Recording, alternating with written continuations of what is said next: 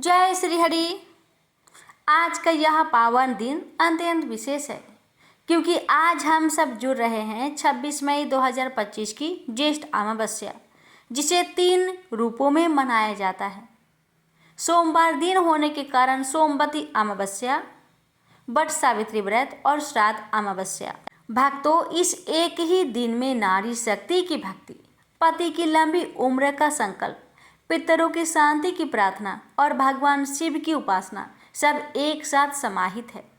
तो आज की इस वीडियो में जानेंगे सोमवती अमावस्या का विशेष महत्व, वट सावित्री व्रत का इतिहास और पूजन विधि, श्राद्ध अमावस्या का सही विधान और साथ ही जानेंगे कि कैसे इस दिन किए गए दान, पूजा और व्रत से जीवन में सुख, शांति, संतान सुख और पितृ कृपा प्राप्त होती है।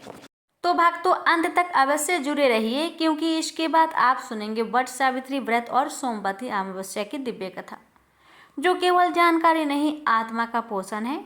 चलिए अब आरंभ करते हैं आज की दिव्य जानकारी और फिर भावपूर्ण कथा। तो भक्तों, पहले जानते हैं सोमवती अमावस्या के बारे में। तो जानिए भक्तों, साल 2025 में सोमवती अमावस्या 26 मई 2025 को रखी जाएगी।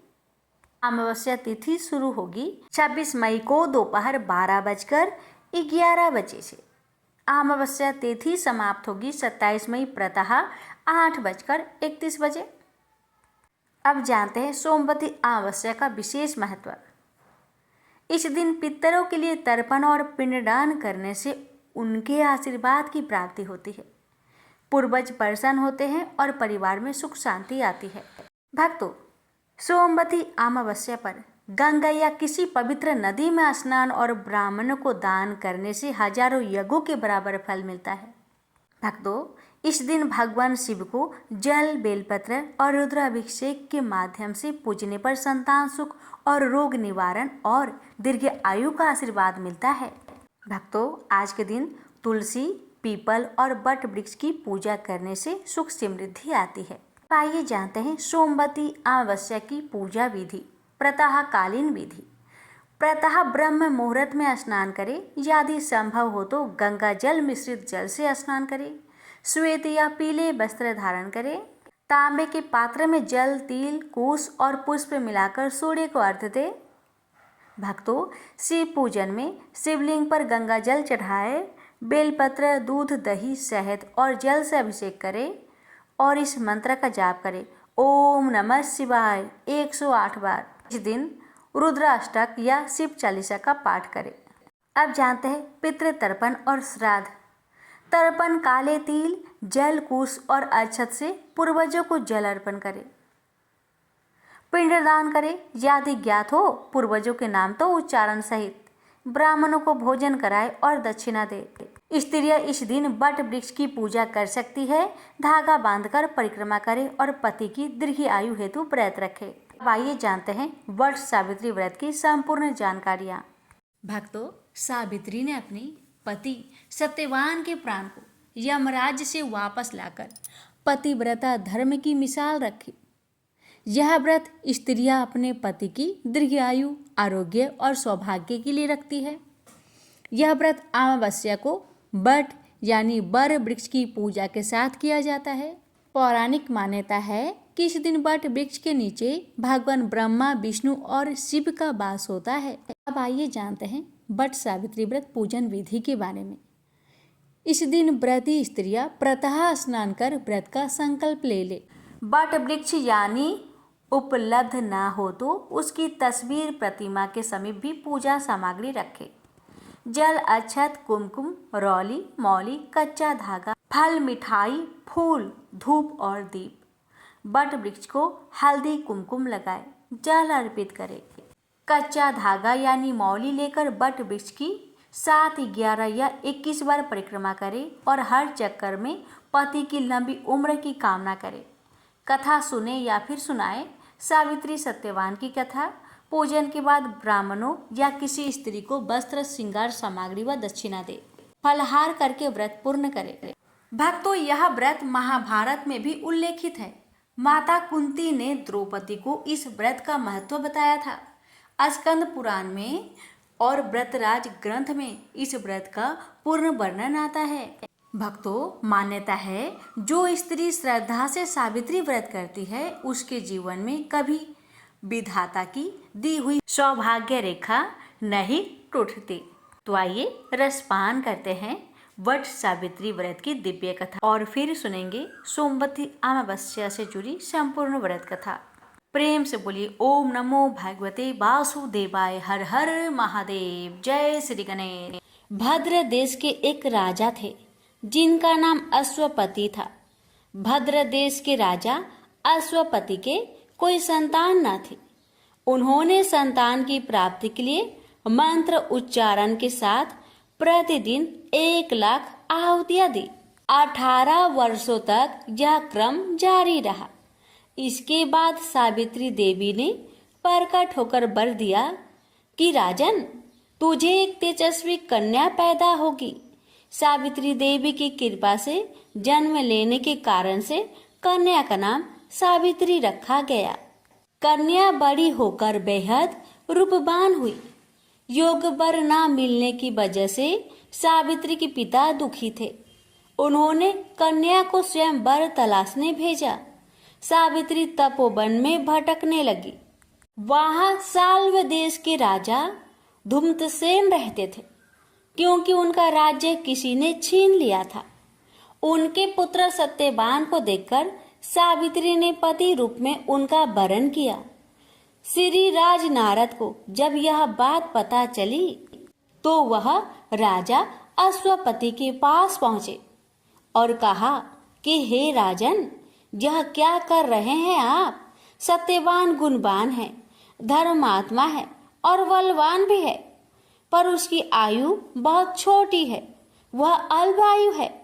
1 वर्ष के बाद ही उसकी मृत्यु हो जाएगी। ऋषिराज नारद की बात सुनकर राजा अश्वपति घोर चिंता में डूब गए। सावित्री ने उनसे कारण पूछा तो राजा ने कहा, पुत्री, तुमने जिस राजकुमार को अपने वर के रूप में चुना है वह अल्पायु है। तुम्हें किसी और को अपना जीवन साथी बनाना चाहिए।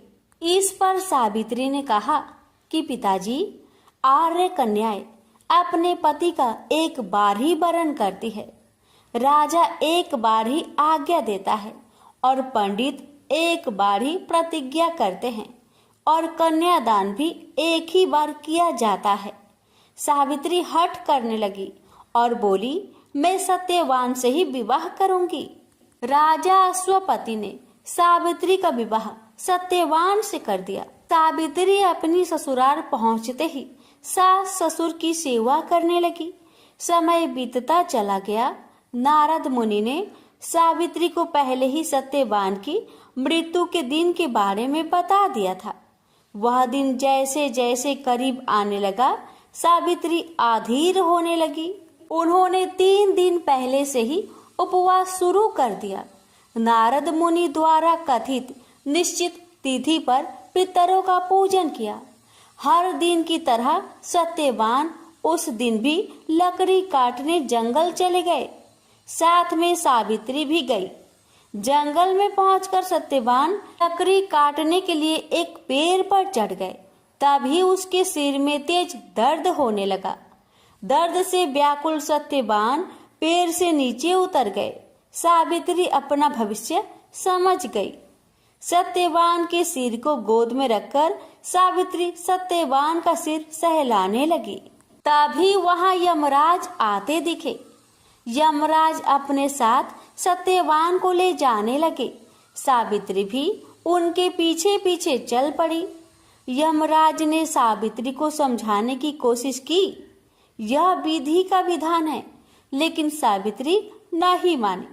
सावित्री की निष्ठा और पति परायणता को देखकर यमराज ने सावित्री से कहा, हे देवी, तुम धन्य हो, तुम मुझसे कोई भी वरदान मांगो। सावित्री ने कहा कि मेरे सास ससुर वनवासी और अंधे हैं, उन्हें आप दिव्य ज्योति प्रदान करें। यमराज ने कहा, ऐसा ही होगा, जाओ आप लौट जाओ। लेकिन सावित्री अपने पति सत्यवान के पीछे पीछे चलती रही। यमराज ने कहा, देवी तुम वापस जाओ। सावित्री ने कहा, भगवान, मुझे अपने पति देव के पीछे पीछे चलने में कोई परेशानी नहीं है। पति के पीछे चलना मेरा कर्तव्य है। यह सुनकर उन्होंने फिर से उसे एक और वर मांगने के लिए कहा। सावित्री बोली, हमारे सास ससुर का राज्य छीन गया है, उसे पुनः वापस दिला दे। यमराज ने सावित्री को यह वरदान भी दे दिए और कहा, अब तुम लौट जाओ। लेकिन सावित्री पीछे पीछे चलती रही। यमराज ने सावित्री को तीसरा वरदान मांगने को कहा। इस पर सावित्री ने 100 संतानों और सौभाग्य का वरदान मांगा। यमराज ने इसका वरदान भी सावित्री को दे दिया। सावित्री ने यमराज से कहा कि हे प्रभु, मैं एक पतिव्रता पत्नी हूँ और आपने मुझे पुत्रवती होने का आशीर्वाद दिया है। यह सुनकर यमराज को सत्यवान के प्राण छोड़ने पड़े और यमराज अंतर्ध्यान हो गए और सावित्री उसी वट वृक्ष के पास आ गई जहाँ उसके पति का मृत शरीर पड़ा था। सत्यवान जीवित हो गया और दोनों खुशी खुशी अपने राज्य की ओर चल पड़े। दोनों जब घर पहुंचे तो देखा कि माता पिता को दिव्य ज्योति प्राप्त हो गई है। इस प्रकार सावित्री सत्यवान चिरकाल तक राज्य सुख भोगते रहे। अतः पतिव्रता सावित्री के अनुरूप ही प्रथम अपने सास ससुर का उचित पूजन करने के साथ ही अन्य विधियों को पारण करे। बट सावित्री व्रत करने और इस कथा को सुनने से उपासक के वैवाहिक जीवन या जीवन साथी की आयु पर किसी प्रकार का कोई संकट आया भी हो तो वो टल जाता है।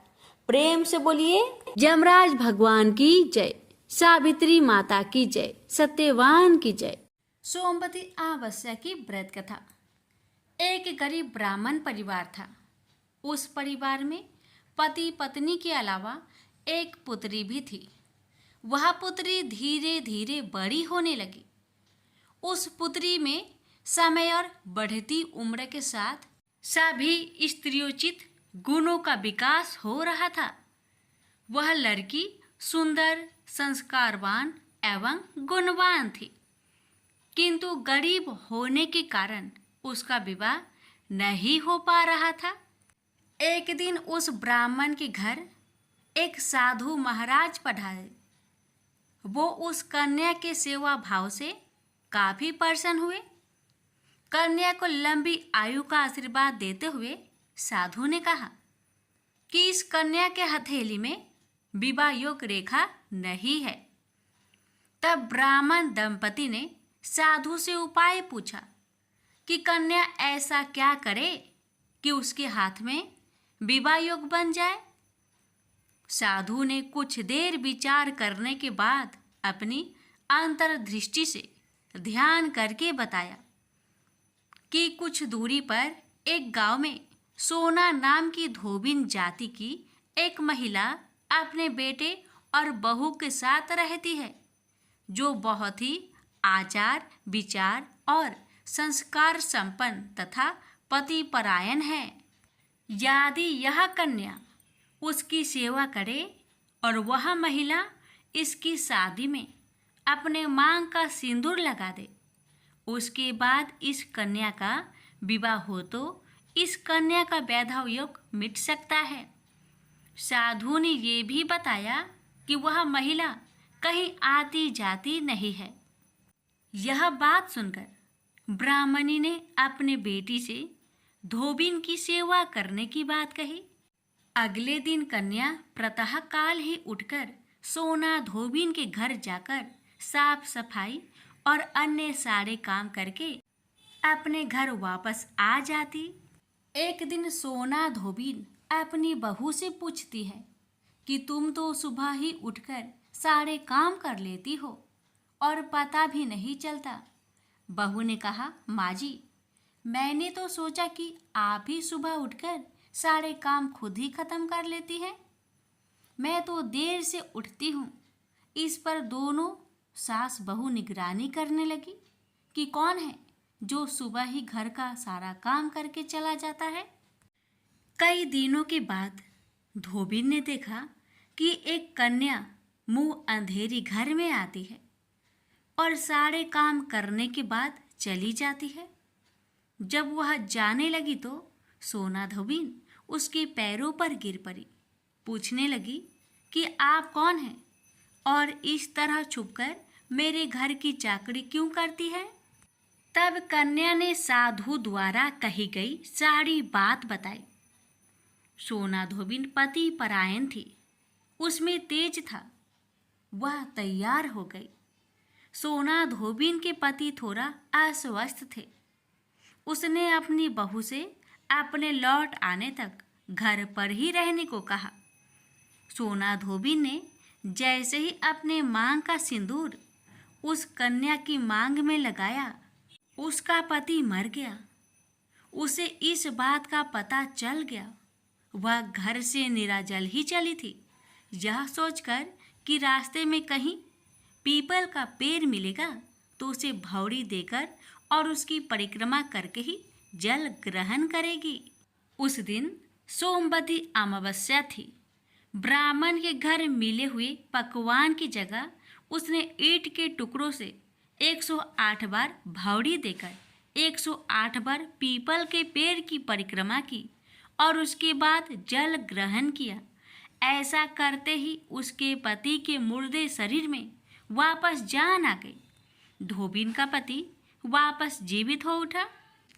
इसलिए सोमवती अमावस्या के दिन से शुरू करके जो व्यक्ति हर अमावस्या के दिन भौरी देता है, उसके सुख और सौभाग्य में वृद्धि होती है।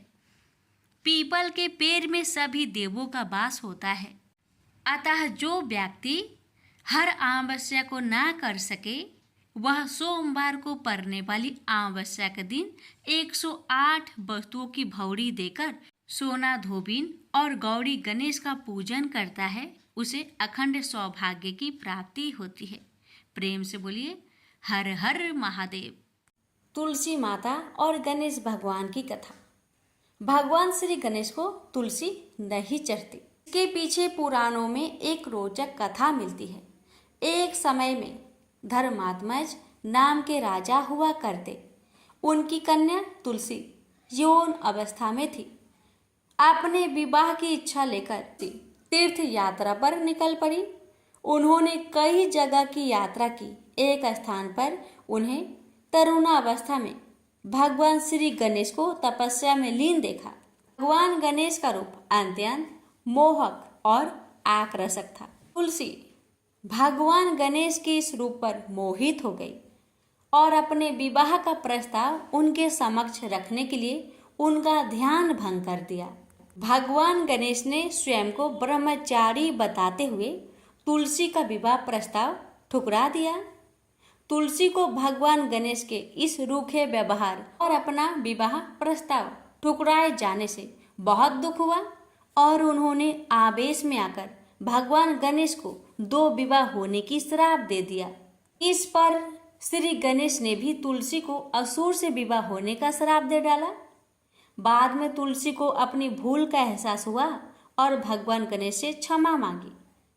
ना तुम्हारा श्राप खाली जाएगा ना मेरा। मैं रिद्धि और सिद्धि का पति बनूंगा और तुम्हारा भी विवाह राक्षस जलांधर से अवश्य होगा। लेकिन अंत में तुम भगवान विष्णु और श्री कृष्ण की प्रिया बनोगी और कलयुग में भगवान विष्णु के साथ तुम्हें पौधे के रूप में पूजा जाएगा। लेकिन मेरी पूजा में तुलसी का प्रयोग नहीं किया जाएगा। प्रेम से बोलिए तुलसी माता की जय, गणेश भगवान की जय। श्री कृष्ण भगवान बोले, हे पार्थ, जो मुझ में मन लगाकर मेरे में ही आश्रय लेकर योगा अभ्यास करते हुए मेरे स्वरूप का संचय रहित पूर्ण ज्ञान प्राप्त होगा, सो सुनो, विज्ञान के सहित वह पूर्ण ज्ञान में तुम्हें सुनाता हूँ, जिसके जानने से तुमको इस लोक में और कुछ जानना शेष न रहेगा। सहस्त्रों मनुष्य में से कोई एक सिद्धि प्राप्त के लिए यत्न करता है। उन यत्न करने वाले सिद्धों में से कोई बिरला ही मुझे ठीक जान पड़ता है। पृथ्वी, जल, अग्नि, वायु, आकाश, मन, बुद्धि और अहंकार, यह 8 प्रकार की मेरी प्रकृति माया है। इस प्रकृति को अपरा अचेतन अर्थात जड़ कहते हैं। और हे महाबाहो, इससे दूसरी प्रकृति चेतन है, जिसने संपूर्ण जगत धारण किया है। इन्हीं प्रकृतियों से सब प्राणी मात्र उत्पन्न होते हैं। ऐसा जानो, यह प्रकृतियां हमसे ही उत्पन्न हुई है। इस तरह सब जगत की उत्पत्ति और प्रलय का कारण मैं ही हूँ। हे धनंजय, जिस प्रकार धागे में मणि पिराई जाती है, उसी भांति यह सब संसार मुझसे परे और कुछ भी नहीं। हे कुंती पुत्र, जल में रस में मैं ही हूँ, चंद्रमा और सूर्य में प्रकाश में मैं ही हूँ, सब वेदों का सार मैं ही हूँ, आकाश में शब्द तथा पुरुष में पौरुष मैं ही हूँ। हे अर्जुन, पृथ्वी में सुगंध तथा अग्नि में तेज रूप मैं ही हूँ, सब प्राणियों में जीवन और तपस्वियों का तप मैं ही हूँ। हे पार्थ, समस्त प्राणियों में सनातन बीज रूप मुझको ही जानना, बुद्धिमानों में बुद्धि स्वरूप और तेजस्वियों में तेज मैं ही हूँ। हे अर्जुन, काम और रोग रहित बलवान पुरुषों में धर्म के विरुद्ध न जानने वाला कर्म मैं ही हूँ। जितने भी स्वास्तिक राजस तामस पदार्थ है, वे सब मुझसे ही उत्पन्न हैं, परंतु उनमें मैं नहीं रहता। ये सब मुझ में है। सत्व रज तम, इन तीनों गुणों के प्रभाव से यह सारा जगत मोहित हो रहा है। इस कारण यह मेरी गुणमयी और दिव्यमयी माया अति दुस्तर है। जो मुझको अनन्य भाव से भजते हैं, वे इस माया को पार कर जाते हैं। हे भारत श्रेष्ठ अर्जुन, 4 प्रकार के जीव मुझको भजते हैं। दुखिया, जिज्ञासु, ऐश्वर्य की कामना करने वाले और ज्ञानी, जिनमें मुझे सदा एकाग्रचित और केवल मेरी भक्ति करने वाले, और ज्ञानी, जिनमें मुझे सदा एकाग्रचित और केवल मेरी भक्ति करने वाले ज्ञानी पुरुष श्रेष्ठ है। क्योंकि मैं ज्ञानी को अत्यंत प्रिय हूँ और वह मुझको प्रिय है। यद्यपि ये सभी भक्त श्रेष्ठ है, तथापि ज्ञानी तो मेरी आत्मा ही है, क्योंकि वह मुझ में ही मन लगाकर मुझको ही सर्वोत्तम गति मान मेरा ही आश्रय ग्रहण करता है। वह ज्ञानी अनेक जन्मों के बाद मुझे पा लेता है। ऐसा महात्मा अति दुर्लभ है, जो सब जगत को वासुदेवमय समझे। हे अर्जुन, जो भक्त श्रद्धा पूर्वक जिस जिस देवता का पूजन करना चाहते हैं, उन पुरुषों की उस श्रद्धा को मैं दृढ़ कर देता हूँ। यह उस श्रद्धा से मुक्त होकर उस देवता की आराधना करता है, फिर उसको मेरे ही रचे हुए काम का फल प्राप्त होते हैं। परंतु उन अल्प बुद्धि वालों का फल नाशवान है। देवताओं की आराधना करने वाले देवताओं को मिलते हैं और अव्यय, अविनाशी, अच्युत्यम स्वरूप को न जानकर मंद बुद्धि लोग मुझे अव्यक्त को व्यक्त मानते हैं। मैं योग माया से आच्छादित होने के कारण सबको नहीं दिखता। उसी से मूर्ख लोग अनादि तथा अविनाशी मुझको नहीं जानते। हे अर्जुन, मैं भूत भविष्य और वर्तमान के सभी प्राणियों को ही जानता हूँ, पर मुझे कोई भी नहीं जानता। हे भारत, हे परम तप, इच्छा और देश से उत्पन्न होने वाले सुख दुख आदि धंधों के मोह से जगत के सभी प्राणी भ्रम में फंस जाते हैं। जिन पुण्य आत्माओं के पाप नष्ट हो गए हैं, वह पुरुष दृढ़ मोह से छूटकर दृढ़ निश्चय करके मेरी भक्ति करते हैं, जो आश्रय लेकर जीवन मरण से दूर करने के अर्थ प्रयत्न करते हैं। वे पुरुष ब्रह्मा आत्मज्ञान अपने चित्त को निश्चल रखकर उसका संगम करता है और अंत कारण की समाधि लगाता है, जिस अवस्था में योग अभ्यास के कारण चित्त का वेग रुक रुक कर विषयों से पृथक होने लगता है और जब शुद्ध अंतःकरण से आत्मा को देखकर आत्मा में ही संतुष्ट होता है, जिस अवस्था में वह अत्यंत सुख जो इंद्रियों द्वारा जाना नहीं जा सकता वरन केवल बुद्धि से ही जाना जाता है, और जब वह योगी अनुभव करता है तब आत्मा स्वरूप में स्थिर हो उससे विचलित नहीं होता। इस अवस्था को पाकर फिर और कोई लाभ उसको अच्छा नहीं लगता, और जहाँ स्थिर होने पर और कोई बड़ा भारी दुख उसको वहां से चलायमान नहीं कर सकता। इस अवस्था को दुख संयोग वियोग कारक नामक योग जानना हो तो योग निर्विकल्प चित्त से निश्चय करके जानना चाहिए। संकल्प से उत्पन्न होने वाला समस्त कामनाओं को त्याग कर और मन ही मन में सकल इंद्रियों को चारों ओर से रोक रोक कर धैर्य के साथ बुद्धि को अपने अधीन कर धीरे धीरे विषय से दूर हटा ले और भली भांति मन को आत्मा में स्थिर करके किसी वस्तु की इच्छा ना करे, और चंचल मन जिधर जिधर जाए उधर से इसको हटाकर आत्मा के बस में करना चाहिए। इस प्रकार शांति चित्त तथा रजोगुण से रहित निष्पाप तथा ब्रह्म स्वरूप योगी को उत्तम सुख प्राप्त होता है। इस रीति से निरंतर योगाभ्यास करने वाला योगी समस्त पापों से छूटकर सहज ही उस परम सुख को पा लेता है जो ब्रह्म के संयोग से प्राप्त होता है।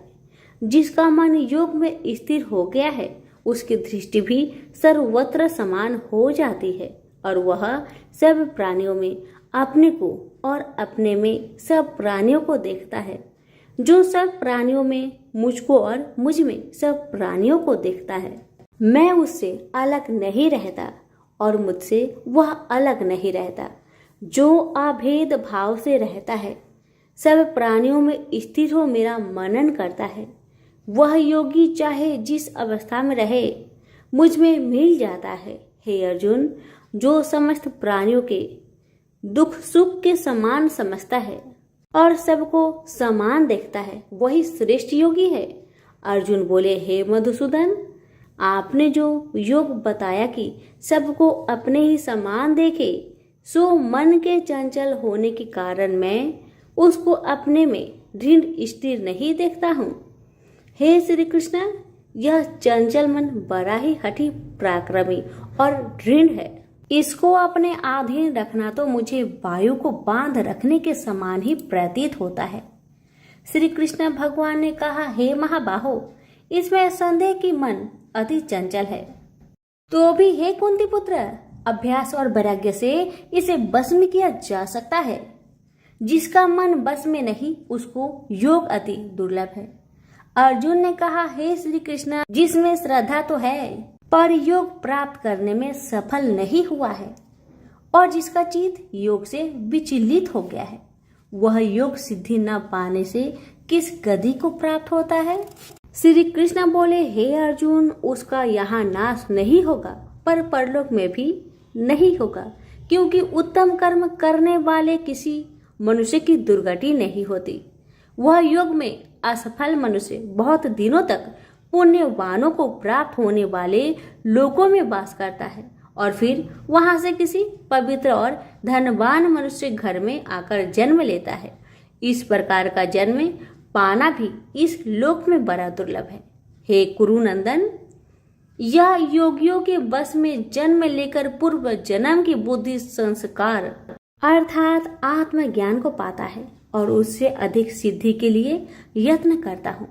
पूर्व जन्म में किए योग अभ्यास के बल में अनेक विघ्नों को पड़ने पर भी यह मोक्ष को प्राप्त होता है। योग की केवल इच्छा ही हो तो पुरुष शब्द ब्रह्म के परे जा पहुंचता है। जो बड़े परिश्रम और यत्न से योग अभ्यास करता है वह पापों से छूट मोक्ष को पाता है। बड़े तपस्वियों से योगी श्रेष्ठ है। जो शुद्ध होकर अनेक जन्मों में परिश्रम करके सफल होता है और ज्ञानियों से भी योगी श्रेष्ठ है। इसलिए हे अर्जुन, तुम योगी बनो। केवल मुझ में ही मन लगाकर योग प्राप्ति के लिए जो मेरा भजन करता है उसको समस्त योगियों के मध्य से मैंने अत्यंत श्रेष्ठ माना है। प्रेम से बोलिए श्री कृष्ण भगवान की जय। अब सुनिए श्रीमद् भगवत गीता पाठ अध्याय 7 की महात्म्य। भगवान शिव कहते हैं, हे पार्वती, अब मैं 7वें अध्याय का महात्म्य बतलाता हूँ, जिसे सुनकर कानों में अमृत राशि भर जाती है। पाटलिपुत्र नामक एक दुर्गम नगर है, जिसका गोपुर बहुत ही ऊंचा है। उस नगर में शंकुकर्ण नामक एक ब्राह्मण रहता था। उसने वेश्यावृत्ति का आश्रय लेकर बहुत धन कमाया, किंतु ना तो कभी पितरों का तर्पण किया और न देवताओं का पूजन ही। वह धनोपार्जन में तत्पर होकर राजाओं को ही भोज दिया करता था। एक समय की बात है, उस ब्राह्मण ने अपना चौथा विवाह करने के लिए पुत्र और बंधुओं के साथ यात्रा की। मार्ग में आधी रात के समय जब वह सो रहा था, तब एक सर्प ने कहीं से आकर उसकी बाह में काट लिया। उसके काटते ही ऐसी अवस्था हो गई कि मणि, मंत्र और औषधि आदि से भी उसके शरीर की रक्षा असाध्य जान पड़ी। तत्पश्चात कुछ ही क्षणों में उसके प्राण पेखरू उड़ गए। वह प्रेत बना। फिर बहुत समय के बाद वह प्रेत सर्प योनि में उत्पन्न हुआ। उसका बीत धन की वासना में बंधा था। उसने पूर्व वृत्तांत को स्मरण करके सोचा, मैंने घर के बाहर करोड़ों की संख्या में अपना जो धन गार रखा है, उससे इन पुत्रों को वंचित करके स्वयं ही उसकी रक्षा करूंगा। सांप की योनि से पीड़ित होकर पिता ने एक दिव्य सपना में अपने पुत्र के समक्ष आकर अपना मनोभाव बताया। तब उसके पुत्र ने सवेरे उठकर बड़े विस्मय के साथ एक दूसरे से सपने की बातें कही। उनमें से झंझला पुत्र कुदाल हाथ में लिए घर से निकला और जहां उसके पिता सर्प योनि धारण करके रहते थे, उस स्थान पर गया। यद्यपि उसे धन के स्थान पर ठीक ठीक पता नहीं था, तो भी उसने जीहो से उसका ठीक निश्चय कर लिया और लोभ बुद्धि से वहां पहुंचकर बाबी को खोदना आरंभ किया। तब उस बाबी से बड़ा भयानक सांप प्रकट हुआ और बोला, ओ मूर्ख, तू कौन है? किस लिए यहाँ आया है? यह बिल क्यों खोद रहा है? किसने तुझे भेजा है? ये सारी बातें मेरे सामने बता। पुत्र बोला, पिताजी, आपकी मुक्ति कैसे होगी? इसका उपाय मुझे बतलाइए, क्योंकि मैं इतनी रात को सब लोगों को छोड़कर आपके पास आया हूँ। पिता बोले, बेटा, गीता के अमृतमय 7वें अध्याय को छोड़कर मुझे मुक्त करने में तीर्थ, दान, तप और यज्ञ भी सर्वथा समर्थ नहीं है। केवल गीता का 7वां अध्याय ही प्राणियों के जरा मृत्यु आदि दुखों को दूर करने वाला है। पुत्र, मेरे श्राद्ध के दिन गीता के 7वें अध्याय का पाठ करने वाले ब्राह्मण को श्रद्धा पूर्वक भोजन कराओ। इससे निसंदेह मेरी मुक्ति हो जाएगी। बस अपनी शक्ति के अनुसार पूर्ण श्रद्धा के साथ निर्वर्षी और वेद विद्या में प्रवीण अन्य प्राणी को भी भोजन कराना। सर्प योनि में पड़े हुए पिता के यह वचन सुनकर सभी पुत्र ने उनकी आज्ञा अनुसार तथा उससे भी अधिक किया। अब शंकुकर्ण ने अपने सर्प शरीर को त्याग कर दिव्य देह धारण किया और सारा धन पुत्रों के अधीन कर दिया। पिता ने करोड़ों की संख्या में जो धन उनमें बांट दिया था, उससे वे पुत्र बहुत प्रसन्न हुए। उनकी बुद्धि धर्म में लगने लगी थी, इसलिए उन्होंने बावली, कुआं, पोखरा, यज्ञ तथा देव मंदिर के लिए उस धन का उपयोग किया और अन्य शाला भी बनवाए। तत्पश्चात 7वें अध्याय का सदा जप करते हुए उन्होंने मोक्ष प्राप्त किया। हे पार्वती, यह तुम्हें 7वां अध्याय का महात्म्य बतलाया, जिसके श्रवण मात्र से मानव सब पातकों से मुक्त हो जाता है। प्रेम से बोलिए उमापति शंकर भगवान की जय। गणेश जी की कथा। पौराणिक कथा के अनुसार एक समय की बात है कि भगवान विष्णु का विवाह माता लक्ष्मी जी के साथ निश्चित हुआ। विवाह की सभी तैयारी होने लगी। सभी देवी देवताओं को निमंत्रण भेजे गए, लेकिन भूलवश गणेश जी को निमंत्रण देना रह गया था। इधर भगवान विष्णु की बारात जाने का समय आ चुका था। सभी देवता अपनी पत्नियों के साथ विवाह समारोह में शामिल होने को आए, परंतु सभी देवी देवताओं ने देखा कि गणेश जी कहीं दिखाई नहीं दे रहे हैं। तब उन सभी ने आपस में चर्चा की, क्या गणेश जी को नहीं न्योता दिया गया या गणेश जी ही नहीं आए हैं। सभी को इस बात पर बहुत आश्चर्य हुआ। इस बात पर उन सभी ने विष्णु भगवान से ही इसका कारण पूछा। विष्णु भगवान से पूछने पर उन्होंने कहा कि हमने गणेश जी के पिता भोलेनाथ, महादेव और माता पार्वती को न्योता भेजा था। यदि गणेश जी अपने पिता के साथ आना चाहते तो आ जाते, अलग से उन्हें न्योता देने की कोई आवश्यकता भी नहीं थी। दूसरी बात यह है, उनको खाने में 1.25 मन मूंग, 1.25 मन चावल, 1.25 मन घी और 1.25 मन लड्डू का भोजन चाहिए। यदि गणेश जी नहीं आएंगे तो कोई बात नहीं, दूसरे के घर जाकर इतना सारा खाना पीना अच्छा भी नहीं लगता। इतना वार्ता कर ही रहे थे कि किसी एक ने सुझाव दिया, यदि गणेश जी आते तो उनको द्वारपाल बनाकर बैठा सकते थे कि आप घर की याद रखना। आप तो चूहे पर बैठकर धीरे धीरे चलोगे तो बारात में बहुत पीछे रह जाओगे। यह सुझाव सबको पसंद आ गया, तो फिर विष्णु भगवान ने भी अपनी सहमति दे दी। तब गणेश जी को निमंत्रण देकर आमंत्रित किया और उनको समझा बुझाकर घर की रखवाली करने को बैठा दिया गया। बारात चल दी। तब नारद जी ने देखा कि गणेश जी तो दरवाजे पर ही बैठे हुए हैं, तो वे गणेश जी के पास गए और रुकने का कारण पूछा। गणेश जी कहने लगे कि विष्णु भगवान ने मेरा बहुत अपमान किया है। नारद जी ने कहा कि आप अपनी मूषक सेना आगे भेज दो तो वह रास्ता खोद देगी, जिससे उनके वाहन धरती में धंस जाएंगे। तब आपको सम्मान पूर्वक बुलाना पड़ेगा। अब तो गणेश जी ने अपनी मूषक सेना को आदेश दिया, जाओ, और सेना ने जमीन पोली कर दी। जब बारात वहां से निकली तो रथों के पहिए धरती में धंसने लगी। लाख कोशिश की परंतु पहिए नहीं निकले। सभी ने अपने अपने उपाय किए परंतु पहिए तो नहीं निकले, बल्कि जगह जगह से टूटने लगे। किसी को समझ में नहीं आ रहा था कि अब क्या किया जाए। तब तो नारद जी ने आकर कहा, आप लोगों ने गणेश जी का अपमान किया, जिस कारण यह विघ्न आ रहे हैं। यदि उन्हें मनाकर लाया जाए तो आपका कार्य सिद्ध हो सकता है और यह संकट टल सकता है। शंकर भगवान ने अपने दूत नंदी को भेजा और वे गणेश जी को लेकर आए। गणेश जी का आदर सम्मान के साथ पूजन किया गया।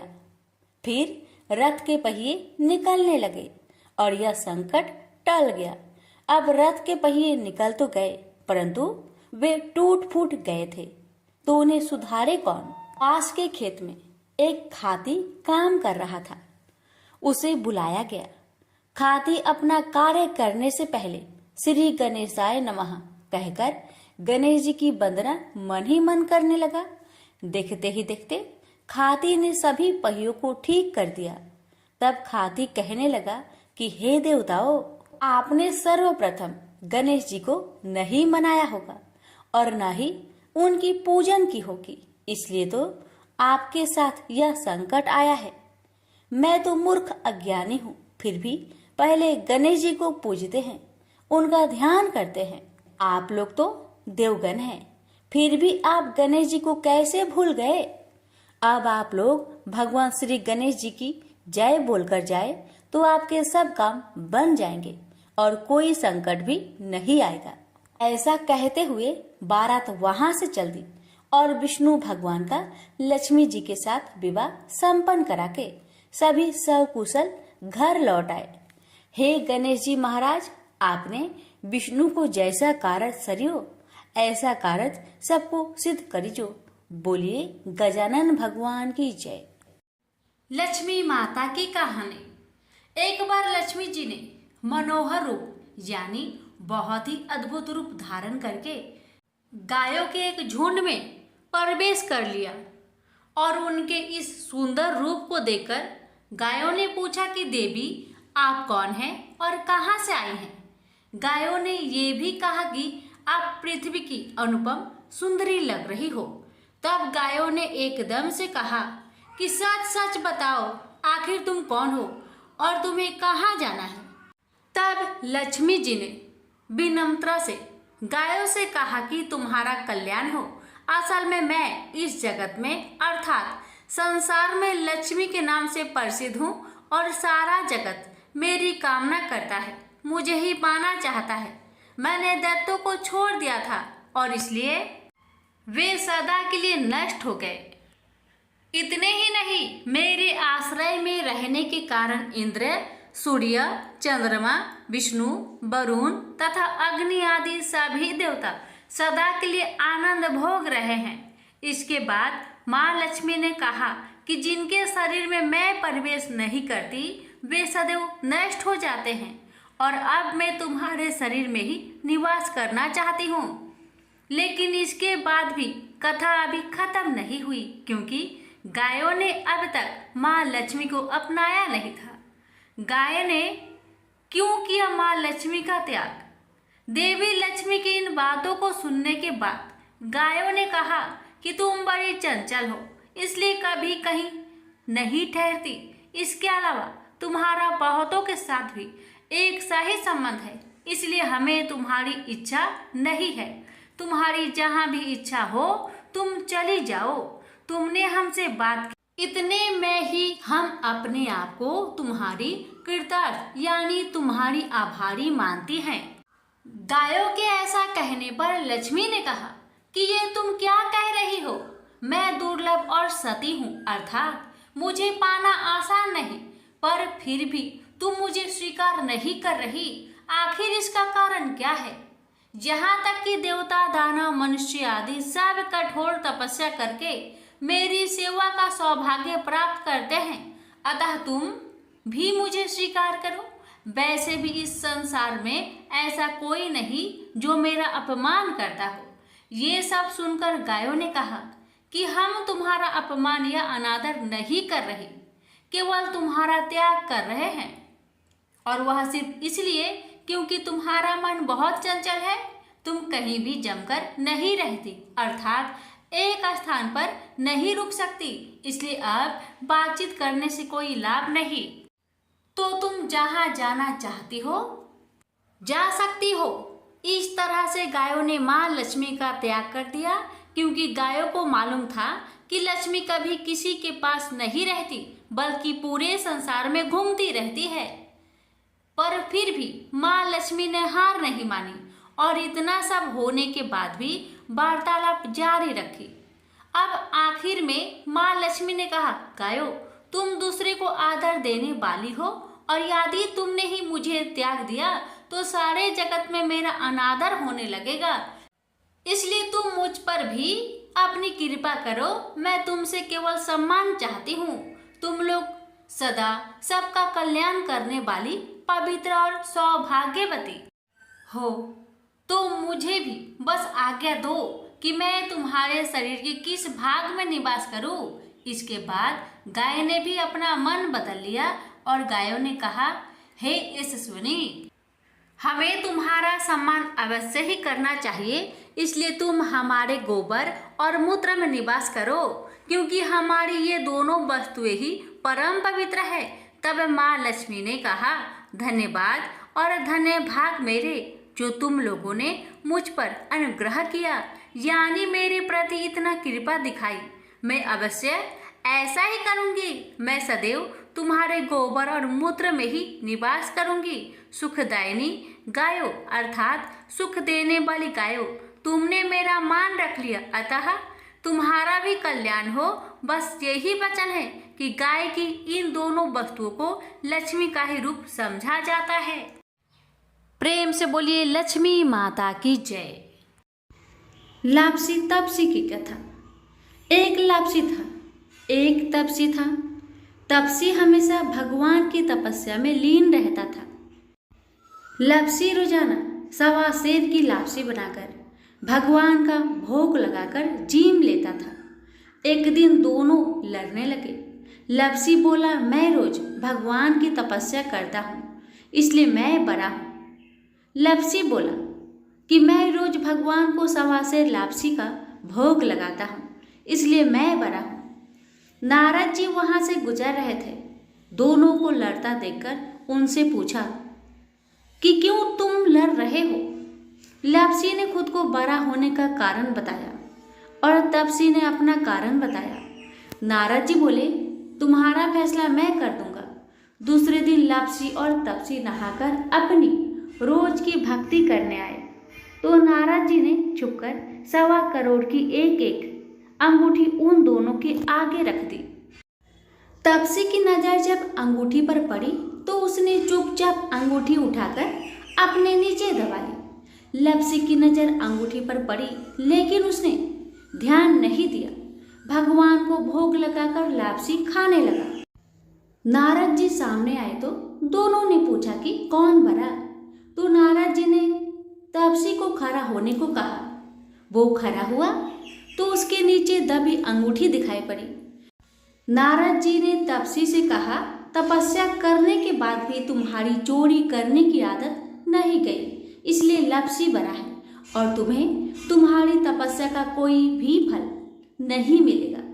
तपसी शर्मिंदा होकर माफी मांगने लगा।